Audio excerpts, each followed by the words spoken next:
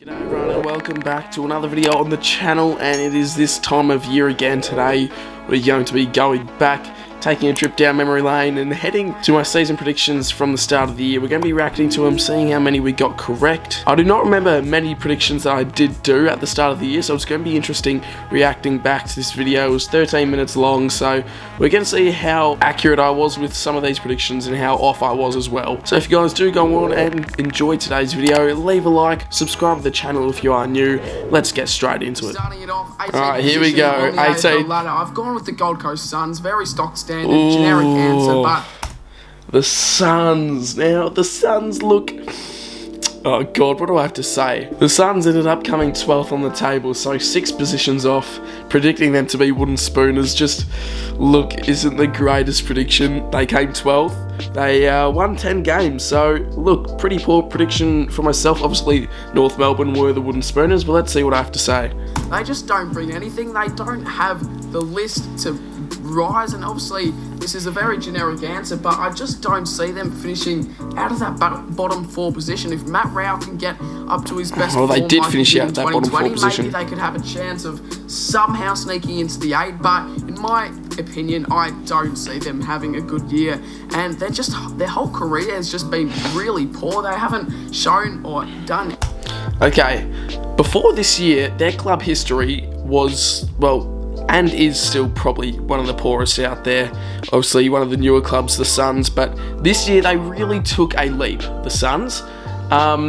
Yeah, before this year, they were a pretty poor, crappy club, but they have something to prove. They've shown something this year, which they bloody needed to. Obviously not finals just yet, but Suns finishing 12th and above some of the main teams. Look, they're going places in the next few years, I reckon. Anything to prove them as at least a half-decent side, so I'm going to put him in 18th position. Moving on now, 17th position, we have the 2020 wooden spooners, the Adelaide Crows. Now, the Crows, well, they finished 14th, and look, I don't know. I feel like in 2021, they showed a little bit more, but I thought maybe they were going to bounce back down. I'm not entirely sure my reasoning behind this. Just thought, you know, they finished wooden spooners a couple of years ago, so let's see what I have to say. Once again with the Crows, they played a pracky match against Port. Now, obviously, Port, pretty good team nowadays in the league.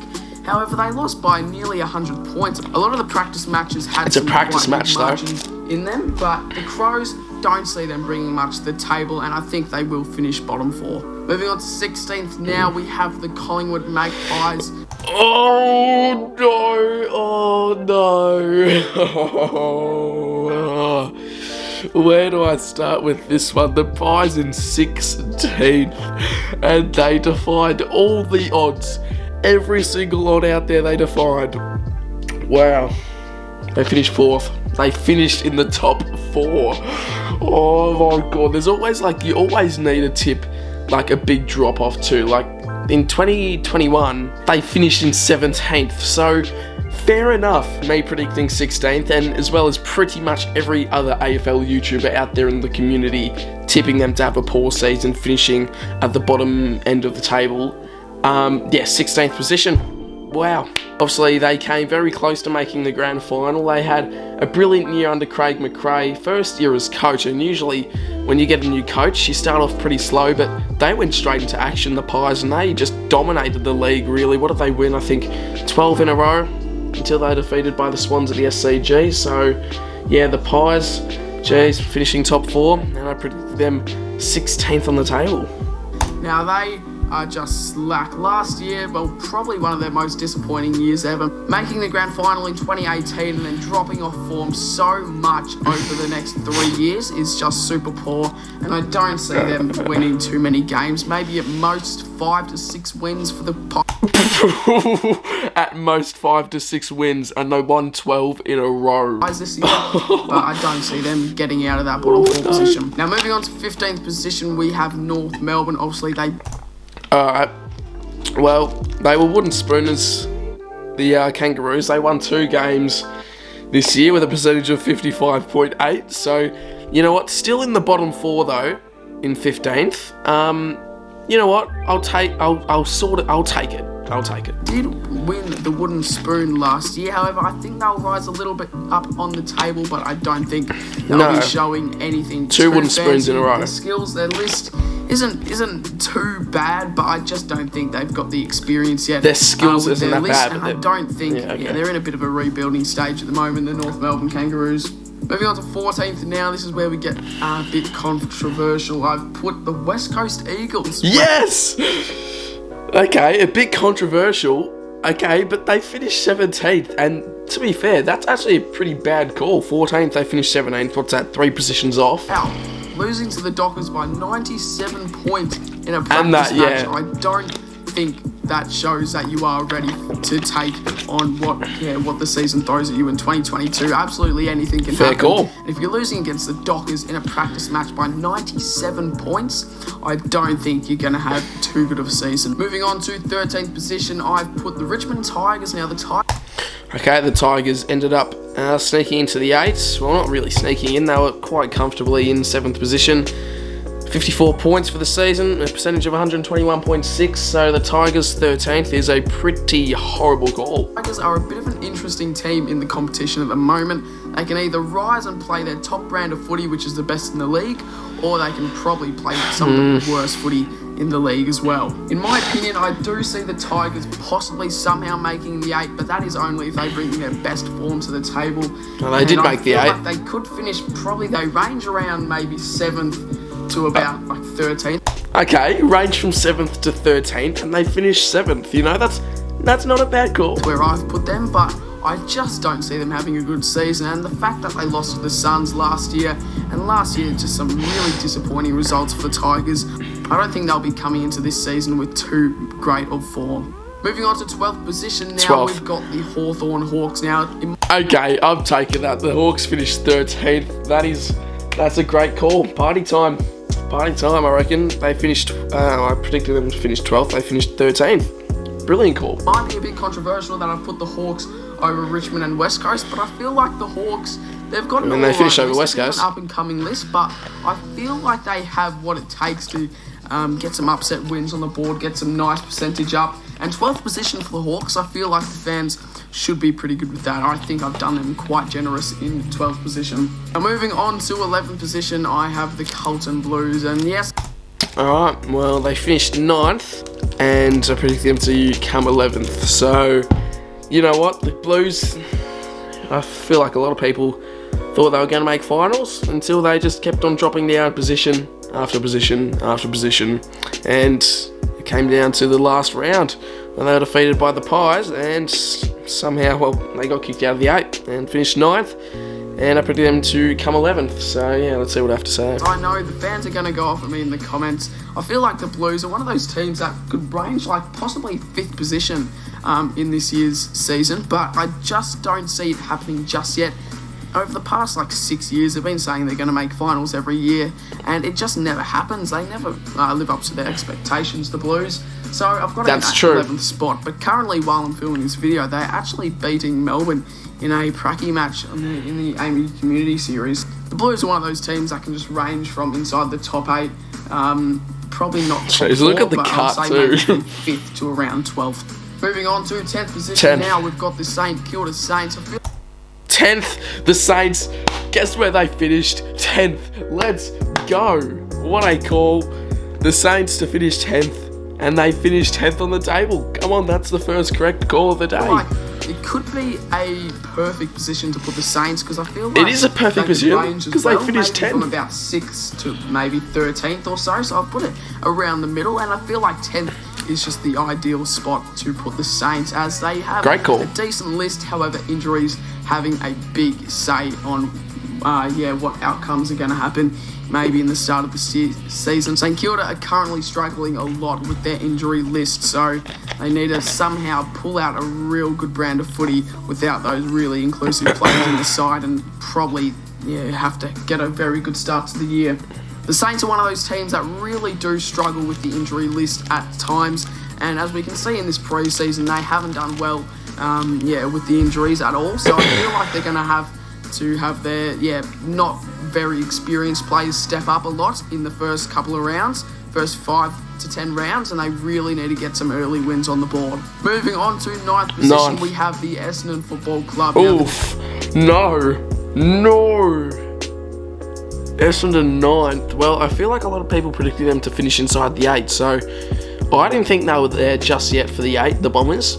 Predicted them just to fall short of finals. Predicted them in 9th, but they finished in the bottom 4, and they finished 15th with 28 points and a percentage of 83.2, so not a good goal. Bombers, last year in the season predictions, everybody predicted them to come bottom 4, and I'm not sure why. They ended up making the finals, but yeah, I actually don't see the reason behind putting them bottom 4 last year, but I've got the Bombers coming in 9th. Now, the Bombers, another team that can really range from a few positions. They could finish probably as close as 5th, and then probably finish as far down as maybe 12th. So I've got them. No, well, they finished 15th, so you're completely wrong there, mate. 9th, not quite yet in finals, but I feel like it will be a race between 9th and 8th position getting into the final series. Moving on to the top 8. Here we go, top now. 8. Let's In see. 8th position, I've got the Freo Dockers. Okay, the Freo Dockers in 8th. They finished 5th. Now, I just want to hear my explanation behind this. I'm not sure if this one is quite biased, just because I am a Dockers fan myself. No, it's not at all. However, I think the Dockers, they've got the list. We've been up and coming for around 6 to 7 years now. We haven't made finals since, I think, 2016 we finished bottom 4. 2015 was the last time we made finals. So I think it's our time to shine. We've got the list. It is We've our got the time to strength. shine, Will. Our injuries aren't too bad at the moment, but however, last year injuries did cost us with a lot of games, a lot of results last year. So hopefully they don't get in the way, and hopefully we can secure 8th position. Moving on to 7th spot on the ladder. I've got Here we go, the 7th. Giants. Now the Giants. Oh no! I just realised the Giants came 16th. 16th on the bloody ladder, the Giants. Well, who would have expected the Giants to drop that drastically? They finished 7th last year, and then this year in the bottom 4, in the bottom 3. So, yeah, completely off. They finished 16th, recorded 24 points, and I predicted them to come 7th. Let's see what I've got to say about this prediction. Giants are one of the teams that can easily finish outside the top 8. And However, they did. I think I've got faith in the Giants. I feel like they No. will make it into the 8. Their No. list is quite good. Their off-season training has been really good as well. How do you know that, the mate? Giants, one of the teams that can absolutely get smashed by a really bad team and then get a really good win against a great team. So, going to put the Giants in 7th position, but could easily finish outside the top 8. Now, moving on to 6th position, I've got the Geelong Cats. Now, Oof. Not as bad as you, Cat, predicting them in 12th. Certainly not as bad as that. Still got them inside the top 8. I thought they were too old and too slow, I'm not going to lie. But obviously the Cats finished minor premiers and, well, won the entire bloody thing. Cats have finished top 4 a lot in the previous seasons, and I'm pretty sure they have made the finals, I think 13 out of the last 15 seasons. So the Cats, one of the most experienced sides in the league, you can easily say that. Their list is full of old players. Now, don't get me wrong, they are very experienced, but I feel like this is going to be their last good season. The Cats, they might prove me wrong next year, but I feel like this is going to be their last good year just before they drop off and they don't have a good enough list. Moving. Okay, well, they've just come off the back of a premiership. I'm sure they'll be back for more next year. Into 5th position now, I've got the Port Adelaide Power. Oof. Okay. Well, a lot of people would have predicted Port, like, in the 8th, because in the past couple of years they've been brilliant. They finished second on the table last year, and then they dropped drastically, obviously. Recorded 5 losses to start off the 2022 season, and well, because of that poor momentum travelling throughout the rest of the year, they finished 11th. Now the Power, very good side. They just don't seem to secure very good brand of finals footy. I've got them just sitting outside the top 4 in 5th position. I feel like they're going to be an outstanding team, but just miss out on the fourth. Moving into 4th position now, I've got top the 4. Sydney Swans. Now, okay, brilliant bloody call. I had faith in the Swans all bloody year. The Swans, in 4th position is a really bold call considering how young their list is, but what a call to say the least. They finished 3rd on the table, and yeah, brilliant decision. This one could be quite interesting to some of the people out there, but don't get me wrong, because the Swans, absolutely crazy how they just came up in the 2021 season from, I think, finishing bottom 4 in 2020 to rise up that much in the ladder in 2021 and make the finals. I feel like they've got an experienced squad. They've got a really strong squad as well. Their chemistry is crazy, and the Swans are a really dangerous side. Moving into 3rd position, I was sort of weighing up who to put in this position. However, I've gone for the Western Bulldogs. Look, the Dogs just had a really disappointing backup year, considering they made the grand final last year. Obviously, it wasn't the greatest result last year in the grand final for the Dogs, but considering how successful they were in season 2021, they just backed up this year with a really, really poor season, finishing 8th, just sneaking in as well on the last round of the season. The Pies had to beat the Blues, and well, that's exactly what happened, and the Dogs snuck into the 8, which was probably a little bit undeserving. I feel like the Blues would have just, given a little bit more of a fight. Obviously, the Dogs finished 8th, were up by 40 points against the Dockers at Optus, and we came back from 42 points down and got the job done. But Doggies in 3rd position, not the greatest call, but pretty standard decision considering they made the grand final last year. Now, obviously, last year, terrific season. They had a terrific start, went, I think, 12 or 13-0 in the first 13 games of the season. However, towards the end of the year, their form... Yeah, they did, win the first 13 games of the bloody season, so, go on. Dropped drastically, and they couldn't seem to pick up wins. They were losing against Hawthorn and all these terrible sides that were finishing bottom 4, so their form needs to stay consistent, and that drop of form at the end of last year really cost them a top 4 position. Now, obviously, the Dogs played the granny, got smashed last year. I just feel like they've still got the really big courage and the urge to get top 4, make final series, and have a real successful season. Moving into 2nd position, we've got the Brisbane Lions. Now, alright, I completely forgot about Brisbane. Fair enough, I guess, putting them in 2nd. They've been quite successful over the past few years. They finished 6th on the table. The Lions, really good in the home and away season. Outstanding, probably the best brand of footy we do see in the home and away season. However, when it comes to the final series, we're going to see a massive drop in form and chemistry and just the way they play their footy. Now, obviously, in the home and away season, the Lions are terrific, play the best brand of footy you can ask for. But when it comes to the final series, they lose games, they drop games home and away in the finals. So I just don't think they've got what it takes just yet in the finals. I just don't think they've got they don't have the power to get it done in the finals. But their home and away brand footy is insane. They can beat anyone, anywhere. And in 1st position, I've got the reigning premiers, the Melbourne Demons. Alright, fair enough. They were coming off the back of a premiership. They finished 2nd on the table, so look, pretty easy decision to make, but we're going to take it. Finishing top of the table. I don't think they're going to have as good as a year as last year. Don't get me wrong, they didn't have a better year than last year, to be honest. Their team is stacked with just guns left, right and centre. They've got Oliver, they've got Petrarca, they've got Fritsch down the forward line that can kick 10 goals a game if he wanted to. Got the D's finishing in 1st. Don't think they'll go too far into the final series, but who knows? They could easily win 2 grand finals in a row, and the D's look out for them in 2022. Alright, there are my Alright, here we go. Ladder predictions out the way. First for the 2022 season. Now we're going to be moving on to the medalist winners. So next up, we've got the Brownlow medal. I don't remember who I picked for this. Brownlow medal, and for the Brownlow, I've selected Marcus Bontempelli. Oof. He polled really poorly, Bont. He polled really poorly, but jeez, considering of how good the Dogs season last year, Bont was one of the stars in the making. Well, is a star, but just really couldn't poll this year, and that says it all, really. It's a horrible call. Obviously, Paddy Cripps won it in one of the most entertaining Brownlow votes of all time. The absolute gun in the midfield. Him, McRae, Treloar, just the Dogs midfield really links up well.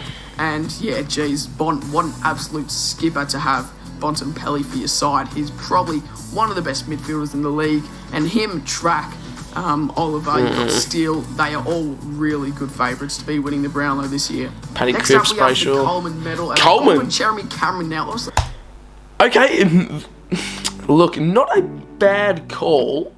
Obviously, Charlie Curnow won it for the Blues, so the Blues having some pretty good medalist winners in Paddy Cripps for the Brownlow and Charlie Curnow for the Coleman. But let's see what I have to say about this one. last year had a bit of a slow start to the season, wasn't playing many Yeah. games, I'm pretty sure due to an injury at the Cats. So start of a new season, he's got a fresh start, fresh season ahead of him, and hopefully he will probably play every single game unless he does get injured. Well, of course he's going to get picked for the 22 side every bloody week. But Jeremy Cameron, like, is one of the best players in the league. He's in the top probably 3 best players in the league, Jeremy Cameron. So fair enough, predicted him for the Coleman. So I'm going to pop him in as the Coleman medalist for this year. Moving on to the Rising Star. Not the best of knowledge with the young draftees. However, I've gone with Nick Dacos. Yeah, bang. Straight on the money, that one, Henchy.